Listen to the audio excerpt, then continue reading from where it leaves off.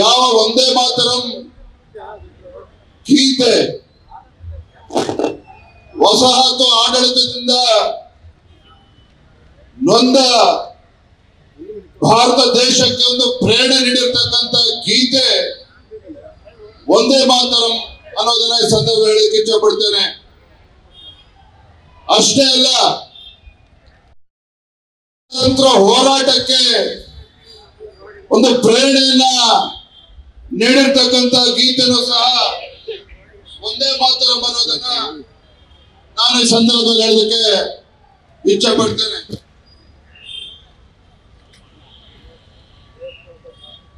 ನಮ್ಮೆಲ್ಲರೂ ಕೂಡ ಹೆಮ್ಮೆ ಅಂತ ಹೇಳಿದ್ರೆ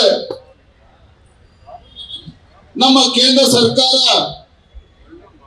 ನರೇಂದ್ರ ಮೋದಿಜಿ ನೇತೃತ್ವದ ಕೇಂದ್ರದ ಎನ್ಡಿಎ ಸರ್ಕಾರ ಯಾವ ಒಂದೇ ಮಾತರಂ ಇಡೀ ದೇಶಕ್ಕೆ ಒಂದು ಸ್ವಾತಂತ್ರ್ಯ ಕಿಚ್ಚನ್ನ ಹಚ್ಚಿದಂತ ಈ ಗೀತೆಯನ್ನ ಭಾರತ 2047 ಇಸ್ವಿಗೆ ಒಂದು ವಿಕಸಿತ ಭಾರತ ಆಗಿ ಪರಿವರ್ತನೆ ಆಗಬೇಕು, ಒಂದು ಅಭಿವೃದ್ಧಿಗೆ ಒಂದು ಪರಿವರ್ತನೆಗೆ ಈ ವಂದೇ ಮಾತರಂ ಪ್ರೇರಣೆ ಆಗಬೇಕು ಅನ್ನುವ ಸಂಕಲ್ಪದೊಂದಿಗೆ ನಮ್ಮ ಹೆಮ್ಮೆಯ ಪ್ರಧಾನಮಂತ್ರಿ ನರೇಂದ್ರ ಮೋದಿಜಿಯವರು ಈ ರಾಷ್ಟ್ರಗೀತೆ ವಂದೇ ಮಾತರಂನ ದೇಶಾದ್ಯಂತ ಕಾರ್ಯಕ್ರಮಗಳ ಮುಖೇನ ಈ ದೇಶದ ಪ್ರತಿಯೊಬ್ಬ ಸ್ವಾಭಿಮಾನಿ ಭಾರತೀಯನಲ್ಲೂ ಸಹ ಈ ವಂದೇ ಮಾತರಂ ಕಿಚ್ಚನ್ನ ಹಚ್ಚಬೇಕು ಅನ್ನೋ ಒಂದು ಸದುದ್ದೇಶದೊಂದಿಗೆ ಇವತ್ತು ರಾಷ್ಟ್ರದಂತೆ ಒಂದು ಸಂಭ್ರಮದಿಂದ ನಾವೆಲ್ಲರೂ ಕೂಡ ಆಚರಣೆ ಮಾಡ್ತಾ ಇದ್ದೇವೆ.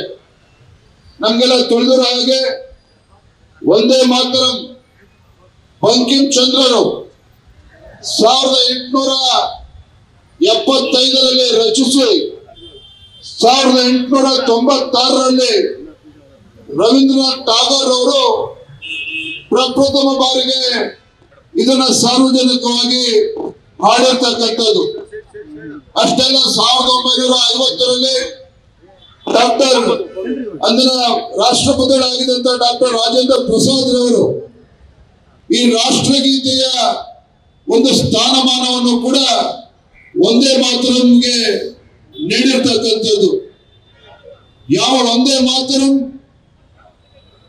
ದೇಶಭಕ್ತಿಯ, ಏಕತೆಯ ಮತ್ತು ಬ್ರಿಟಿಷರ ವಿರುದ್ಧ ಹೋರಾಡುವಂತಹ ಒಂದು ಶಕ್ತಿಯ ಚಿಹ್ನೆಯಾಗಿ ಪರಿವರ್ತನೆ ಆಗಿತ್ತು.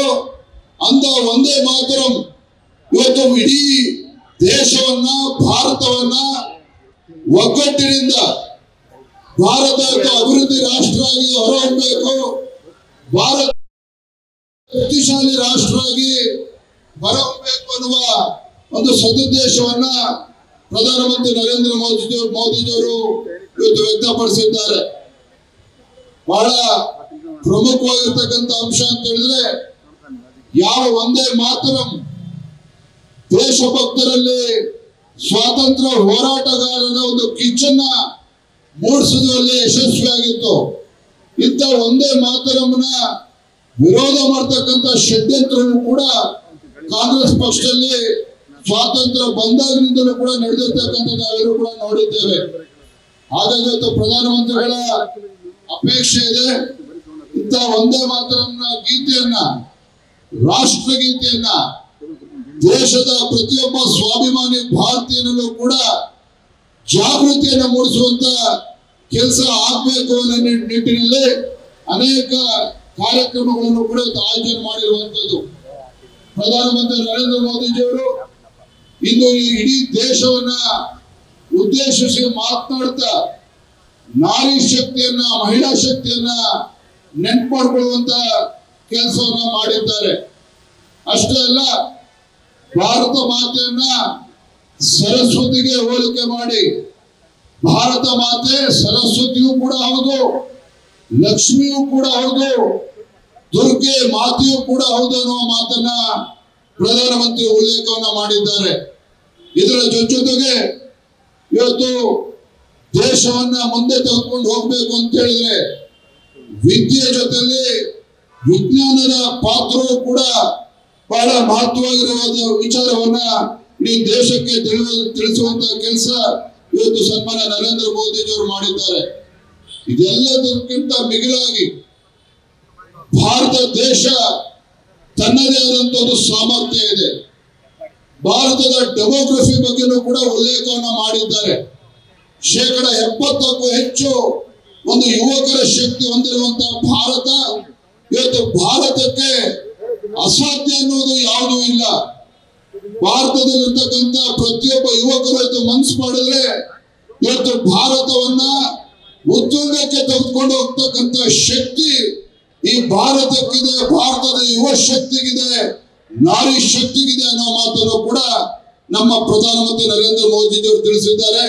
ಇದೆಲ್ಲವನ್ನೂ ಕೂಡ ನಾವು ಅರ್ಥ ಮಾಡಿಕೊಂಡು ಮುಂದಿನ ದಿನಗಳಲ್ಲಿ ಯಾವ ಒಂದೇ ಮಾತರಂ ಇಡೀ ದೇಶಕ್ಕೆ ಒಂದು ಸ್ವಾತಂತ್ರ್ಯದ ಹೋರಾಟದ ಕಿಚ್ಚನ್ನು ಹಚ್ಚಿತ್ತು, ಅದೇ ಒಂದೇ ಮಾತರಂ ಒಂದಿಗೆ ಇಡೀ ದೇಶದಲ್ಲಿ ಪ್ರತಿಯೊಬ್ಬ ಸ್ವಾಭಿಮಾನಿ ಭಾರತೀಯರಲ್ಲೂ ಸಹ ಈ ಭಾರತ ನಮ್ಮ ಹೆಮ್ಮೆಯ ಭಾರತ, ಮೋದಿಜಿಯವರ ಕನಸಿನಂತೆ, ಮೋದಿಜಿಯವರ ಅಪೇಕ್ಷೆಯಂತೆ ಭಾರತ 2047 ಇಸ್ವಿಗೆ ಒಂದು ಅಭಿವೃದ್ಧಿ ರಾಷ್ಟ್ರವಾಗಿ ಪರಿವರ್ತನೆ ಆಗಬೇಕು.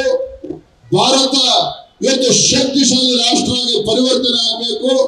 ಆ ನಿಟ್ಟಿನಲ್ಲಿ ಒಂದು ಸ್ವಾವಲಂಬಿ ಭಾರತ ಕೂಡ ಪರಿವರ್ತನೆ ಆಗಬೇಕು. ಸ್ವದೇಶಿ ಚಿಂತನೆಗಳೊಂದಿಗೆ ನಾವು ಮಾತನಾಡ ಇಂಥ ಶುಭ ಸಂದರ್ಭದಲ್ಲಿ ಪ್ರತಿಯೊಬ್ಬ ಭಾರತೀಯರು ಕೂಡ ನಾವಿತ್ತು ಸಂಕಲ್ಪವನ್ನ ಮಾಡಬೇಕಾಗಿದೆ ಅನ್ನುವ ಅಂಶವನ್ನು ಈ ಸಂದರ್ಭದಲ್ಲಿ ತಿಳಿಸ್ತಾ ಎಲ್ಲರೂ ಕೂಡ ತಮ್ಮೆಲ್ಲರೂ ಕೂಡ ಶುಭವಾಗಲಿ ಅಂತ ಹಾರೈಸಿ ನಾನು ನನ್ನ ಮಾತುಗಳಿಗೆ ವಿರಾಮಗಳನ್ನು ನೀಡ್ತಾ ಇದ್ದೇನೆ. ನಮಸ್ಕಾರ, ವಂದನೆಗಳು. ಬಲೋ ಭಾರತ್ ಮಾತಾ ಕಿ ವಂದೇ. ನ್ಯೂಸ್ ಫಸ್ಟ್ ನಿರ್ಭೀತಿಯಿಂದ ನಿಮ್ಮ ಪರವಾಗಿ.